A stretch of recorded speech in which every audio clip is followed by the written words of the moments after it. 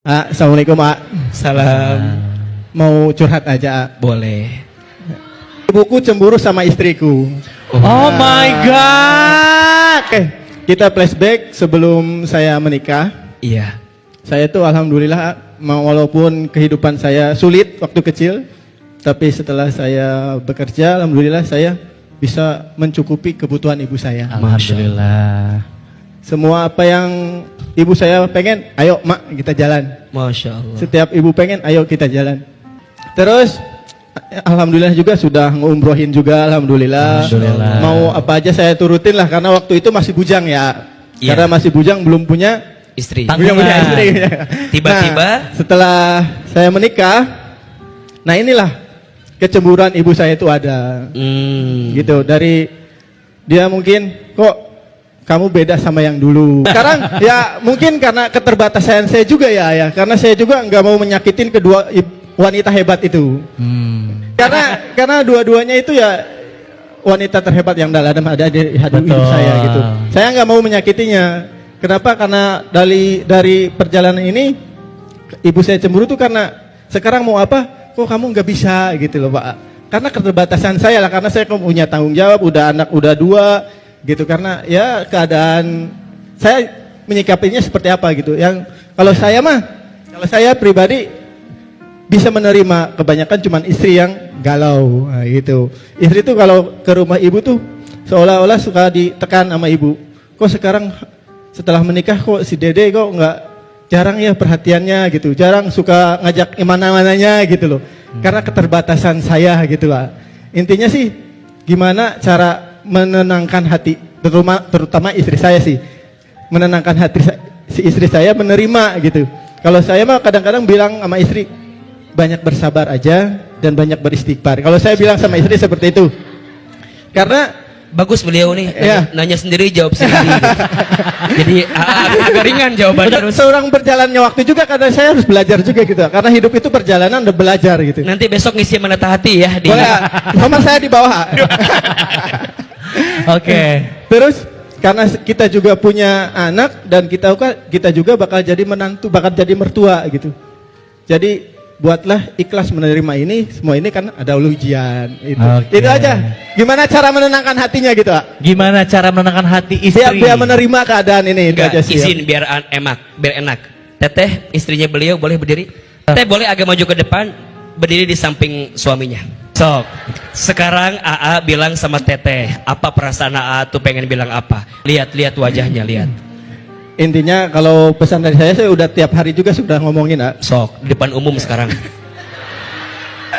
Ayo bismillah. Bismillahirrahmanirrahim. Mungkin ini qadarullah, kita disaksikan oleh ribuan umat, dan tetap terima keadaan, jangan banyak ngeluh, semua itu adalah ujian. Terus bertawakal kepada Allah, banyak-banyak beristighfar. Sabarlah, ujian itu akan berakhir, dan berakhir ada ujian lagi, gitu aja. Karena itu berputar, roda itu pasti berputar. Ya, oke, itu aja sih dari Oke, sekarang ke Teteh. Teteh yang beliau sampaikan iya apa enggak? Atau Teteh mau enggak, saya enggak gitu gimana tadi? Kebetulan yang disampaikan suami benar gitu adanya. Benar. Kadang suka ngerasa menantu paling durhaka ya, karena setiap beliau ada masalah pasti imbasnya ke saya gitu. Walaupun saya nggak pernah ngomong ya, soalnya saya udah ngerasa mertua saya pencemburu. Dari semenjak itu saya mulai nggak terlalu banyak bicara sih. Kalau ketemu juga ya ngobrol sewajarnya aja. Sekarang Teteh mau bilang apa ke si AA? Kalau saya sebagai istri ya, kadang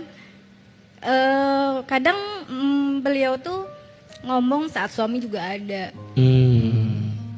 Di saat itu paling enggak pengen apa ya, ngerasa Dibela. saya tuh dibela gitu. Betul. Kadang kan suami tuh diem aja mungkin bingung. Tapi saya juga sih kembali mikir kalau mungkin beliau juga kan nggak enak juga sama ibunya gitu. Masya Allah. Baik, izin ya. Sampai kapanpun anak laki-laki itu milik ibunya.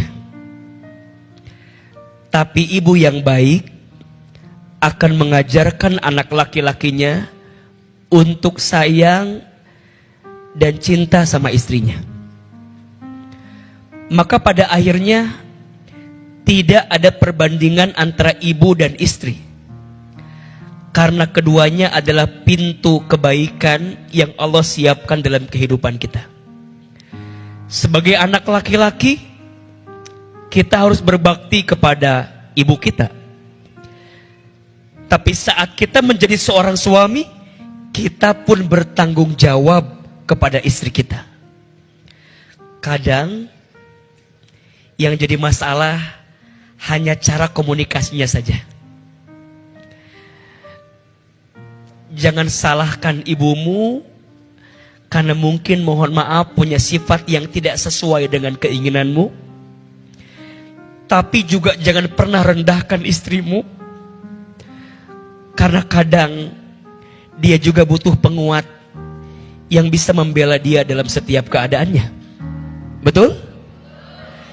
Bicaralah dengan ibumu di tempat yang berbeda. Bicaralah dengan istrimu di tempat yang berbeda. Kadang masing-masing hanya butuh untuk didengarkan. Kang Dede, cukup dengarkan semuanya, istri dengerin, ibu dengerin, nanti akan ketemu kebaikan dan pada akhirnya apa kekuatannya? Doa. Apa? Doa. Kang Dede doain ibu, Masya Allah beliau sampai meneteskan air mata. Kang Dede, beliau nangis aja lucu ya. Banyak banget air matanya. Itu kalau dia nangis lagi bisa buat wudhu itu insya Allah. Ya Allah ya Rabbana. Bismillah. Dan izin ya, ini juga bagi seorang anak, mohon maaf ya. Kadang kita itu sebagai anak agak sulit mendapatkan kemuliaan dari orang tua kita. Karena orang tua kita tahu masa kecil kita, betul? Jadi kalau nasehatin orang tua, kadang butuh lisan orang lain yang menasehatinya. AA, anak bungsu dari kakak-kakak yang lain.